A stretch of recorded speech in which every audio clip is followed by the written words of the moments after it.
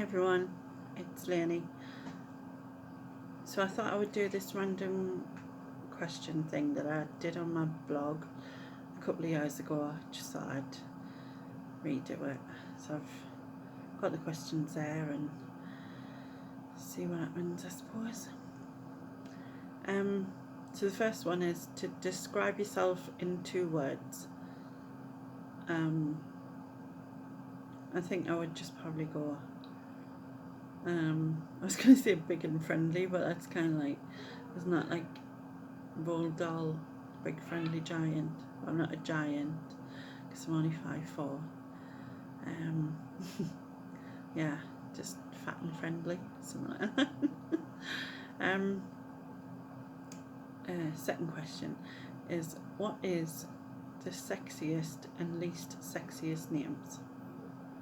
So I think for sexiest and stuff, I'd probably just go with like someone who I think is sexy, like Dwayne Johnson or Jason Momoa or Tom Hardy or someone like that, because I know like that's not really their name, it's them, but it just makes their name sexy then, I guess. And then for least sexy, I think I'd probably have to say something like Timothy or Simon. And I'm really sorry if you call Timothy or Simon. But it just sounds to me like you're really into bird watching or train spotting, in that you have like a leather satchel and you take your jam sandwiches, which are cut into 4, folded in foil, and out with you. I'm really sorry. I'm sure you're lovely, really. I'm sure all the Simons and Timothys are lovely out there. And then next question, what sport would be the funniest to add a mandatory amount of alcohol to?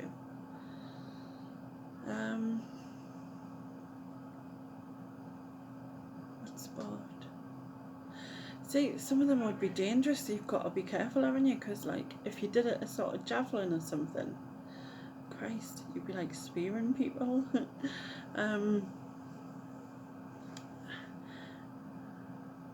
Maybe like, I was going to say maybe the pole vault, but then that's probably, trying to see them run with the stick, it's probably not like, yeah, they might not go down very well.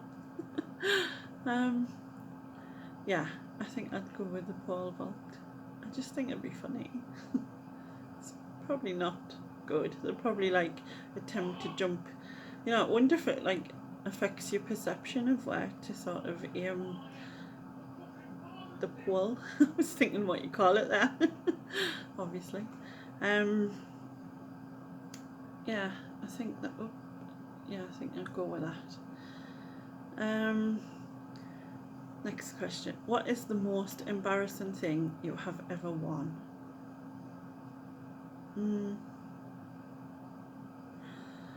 I think it probably goes back to my childhood, really. My mum got a knitting machine, sort of, so like late 80s, early, yeah, no, not late 80s, it'd be early 80s, I think. And she knitted everything, and we all got matching tank tops. Well, matching in that they were like light pink with a dark pink trim around the neck and the sleeves, and she embroidered our name on the right chest or something, I think it was. And so like my sister had the same colour as me with her name on, and my brother had like a dark and light blue one. And it was a whole different level of child cruelty back then. And to top it off as well, I had the like the sort of like straight haircut, like where is it? It's not a bowl because it was a bit longer, but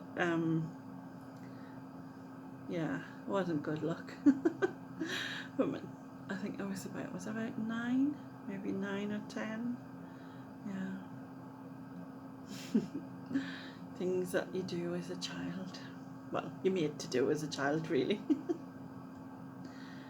In one sentence, how would you sum up the internet? I think it's kind of mind-blowing, really, because you could never be bored. Well, you should never be bored in a sense. However, being someone who's been stuck in a room and having that only, and it did save my sanity a lot of the time, but there were times when nothing would work. I just needed it. I suppose you could call it cabin fever, but if you can imagine just being in the same space for like, I mean, it's so weird because this used to be it was kind of like my protection, my safe space in a sense, and then it just became a prison in a way because when before, prior to having the hoist and stuff, I was literally stuck in bed 24/7 for the best part of since I came out of hospital. So I don't know, 2 years. I think about it now and I'm like, it's mad how you can just get through that, but you just do. Never mind.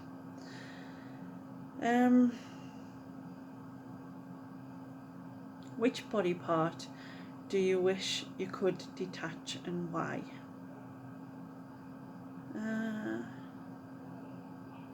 I think your boobs. Just because, right? Like, I mean, I know I can't walk obviously, but if you wanted to go jogging, you could sort of detach them off, go for a jog, come back, put them back on, and it's fine, you're not going to get backache and whatever, you know what I mean? Just like, so, obviously some people are really big chested, and if they wanted to lie on their stomach, then maybe it's a bit awkward because they're in the way, so they could just take them off, put them on the side, and then wake up the next day, put them back on, no problem. You could like have interchangeable ones, so you could have different sizes for different things. Yeah, going out on the pole, bigger ones, going jogging, smaller ones, whatever. Yeah. What's invisible but you wish you could see?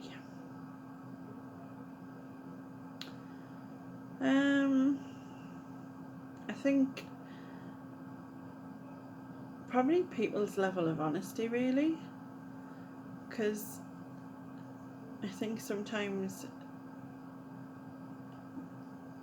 some people say what someone wants to hear just to get what they want, and so if you knew whether they were being truthful, if you could see, whether it would be just some sort of massive tick above the head saying, yeah, this is true, this is what they really think, or whatever, and then cross if the lie, and it'd be like the X factor of truth and lies kind of thing. But yeah, it would be good to know that. I think.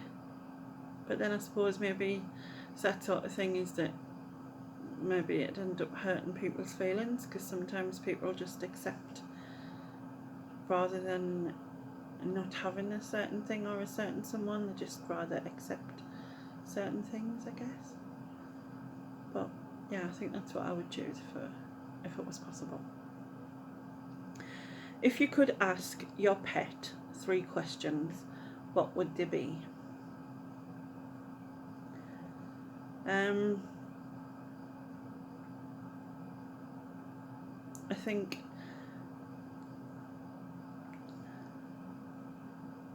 probably, why do you always hide when the bacon's being cooked? Because he does. he doesn't like cooking with the frying pan when it's baking. He likes the taste of bacon when it's cooked, but for some reason he'll hide. He like come, and it's usually in my room for some reason, as if like I'll protect him when I'm the one who can help him the least if there was an issue. But he tends to come to my room. I think the other thing would be, why do you have to rub yourself over my friend like a strange pervert? Which I know sounds really weird, but like if he was a human, he'd be in prison, obviously. But the thing is that he has he loves strong smells, so it doesn't, and he doesn't care whether it's a nice smell or a bad smell in his case. So he likes a lot of like expensive taste, and he has an expensive taste in people's perfume. So if they're wearing some perfume, he rub himself on you. So yeah, and a lot of ladies tend to put it across their chest. So yeah, he just casually rubs his neck across there and gets away with it as well, because yeah, he's a dog, so he does. And I think the other thing would be like, why do you run away from, you know, like if he has a poo, and sometimes because he's got long fur, it sticks to the fur. He then runs around and like it's chasing him, and he gets scared, and his like tail goes under. He's very strange, my dog. Absolutely lovely, but very strange. Yeah, so he runs around. I'm like, if you could explain things to them, it would be so much easier, wouldn't it? Like, if I could explain that, like, it's not chasing you, so you know, it's just stuck to you. We can get it off, it's fine. But he always makes more of it. It's very dramatic, and very much an attention seeker, as my daughter says. Yeah. Next question. If you could write a note to your younger self, what would you say in only 2 words? Love yourself, I think, because I never did. I never. Not only did I not love myself, I actually hated myself. And when I think back now, you know, I had no reason to, but I didn't see it that way back then. A very distorted vision of myself and a very distorted view of myself, not just only in the way I looked, but in who I was, because I think that I kind of blended the two in a way. But yeah, that's what I would say, and I hope I would listen again then. But then I have that thing where, had it not happened, had I not gone through what I'd gone through, I wouldn't know so many people because of it. Because not just the people I'd gained, I wouldn't, like, online, but people who I have met on, who I've started talking to online and then met, and they've become really good friends. Like, you know, I would have missed all that. So I always kind of think things happen for a reason, in a way. But yeah, if you could change one physical thing about yourself and one non-physical thing about yourself, what would it be? I think, well, the physical thing has to be able to walk, because it's everything, really, if you know what I mean.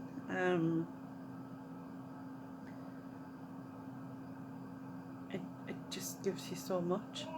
You know, I never ever thought that I would feel that way, because I'm not a massive fan of exercise or anything. I never have been, obviously, but and so I always thought walking was a chore, but like now, God, and I just, it's amazing.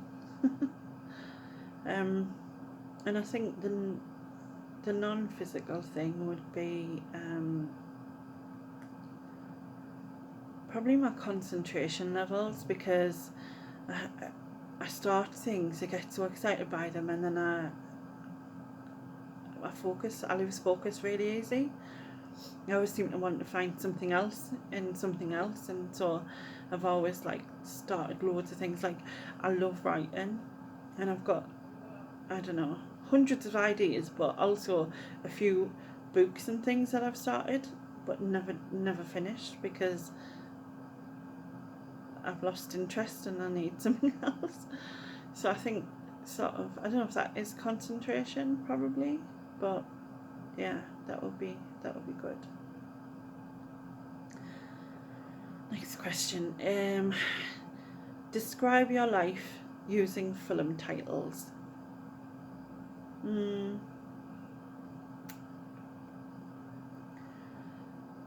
I kind of feel like Transformers would be one, because I feel like I've kind of transformed, but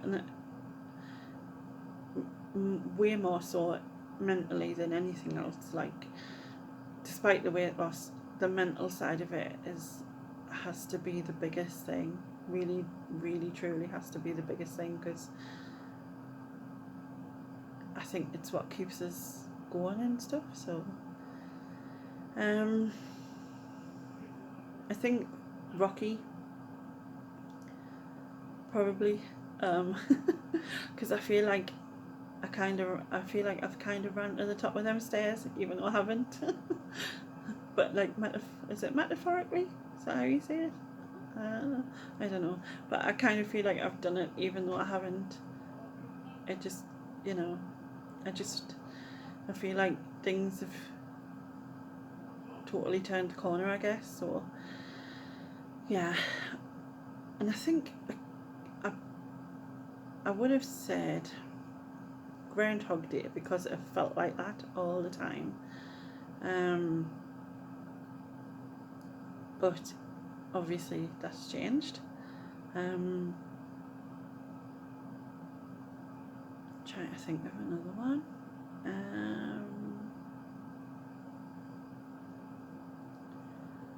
No, can't think. I need to think of something about, like, just getting out. Is there one called Getting Out?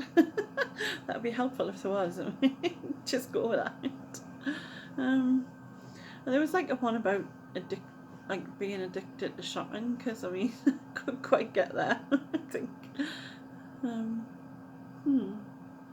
Yeah, I'll have to think about that, I guess. I'll move on. Next question. If you were stuck on a desert island, which one book, movie, and person would you want to take along?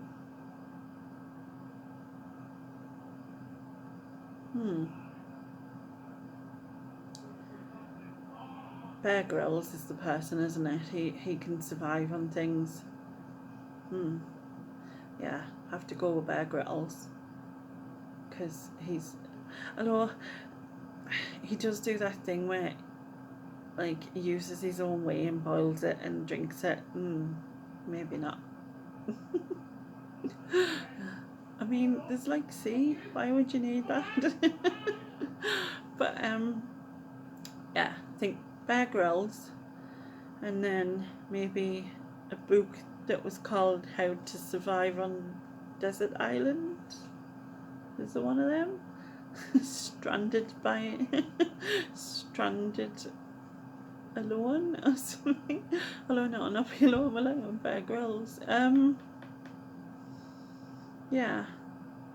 How to make things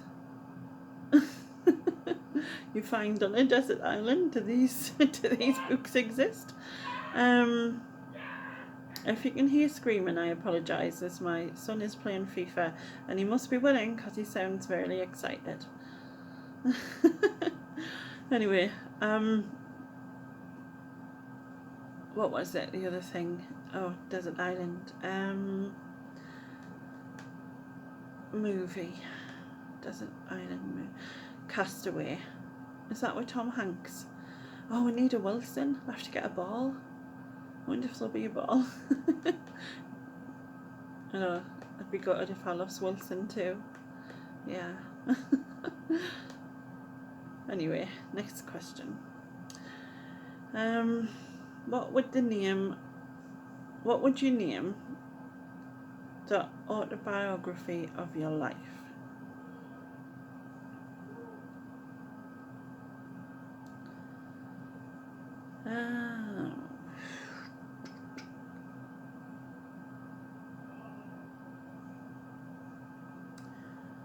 What would I name it? Probably because big girls don't really do cry. Big girls really do cry. Finally free. Fat free. Well, I'm not quite, but you know. No fat. I don't know. What would you call it?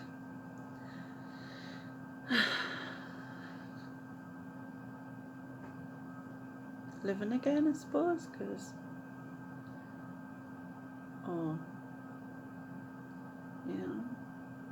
escaping the darkness. I don't know, something like that. Anyway, that was the last question. I bet you're all thinking, thank God. If anybody would, like to do this or comment and like or whatever, and also tell me what your answers would be, which would be cool, to get to know a little bit about you all. And then I'm still going to do a Q&A type thing. I think I've got about 5 or 6 questions now, so I still need a few more if anyone wants to ask anything. I probably shouldn't have asked this yet. Like, in hindsight it would make sense, but I think I just kind of said it because I was so nervous about what to say, and it just kind of come out. And I know that answering questions I find are much easier than just sort of speaking, because then I start going a lot. So yeah, if anyone does have any questions for my question and answer one, that would be good.